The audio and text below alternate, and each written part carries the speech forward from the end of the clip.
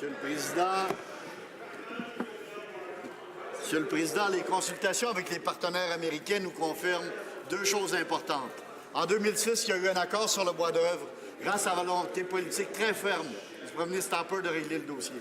Présentement, Monsieur le Président, il n'y a pas eu de volonté très ferme de ce gouvernement, du premier ministre, de renouveler l'accord sur le bois d'œuvre. Ça nous a placés dans une position de faiblesse, Monsieur le Président. Même si le premier ministre n'a pas respecté sa parole de régler dans les 100 jours suite à la visite du président Obama le dossier de l'accord sur le bois d'œuvre, peut-il le régler aujourd'hui, Monsieur le Président? Honorable ministre du Commerce international. Merci, Monsieur le Président. Je dois souligner que l'accord sur le bois d'œuvre s'est expiré sous l'ancien gouvernement. Le Canada est prêt à toute éventualité et nous défendrons avec vigueur et avec fierté les intérêts des travailleurs et des producteurs canadiens. Par le passé, les cours ont toujours tranché en notre faveur et nous sommes confiants qu'elles continueront de le faire. Je poursuivrai les négociations avec l'ambassadeur Froman cette fin de semaine à Genève.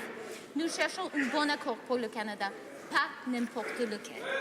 Député de Lac-Saint-Jean, alors. Monsieur le Président, l'accord s'est échu pendant la période électorale, Monsieur le Président. Suite, on nous parle de 10 ans de paix dans le monde de l'industrie forestière grâce à notre ancien gouvernement.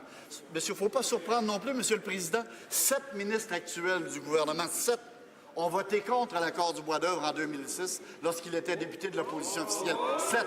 Monsieur le Président, est-ce qu'on va enfin pouvoir prendre ce dossier-là au sérieux et signer une entente qui sera bonne pour les 300 à 400 000 travailleurs de l'industrie forestière du pays? Honorable ministre du Commerce international. Nous sommes encore engagés à protéger le régime forestier québécois et canadien et nous continuerons de l'inclure dans toutes nos négociations. Nous sommes confiants que l'industrie forestière canadienne opère dans le respect des règles internationales.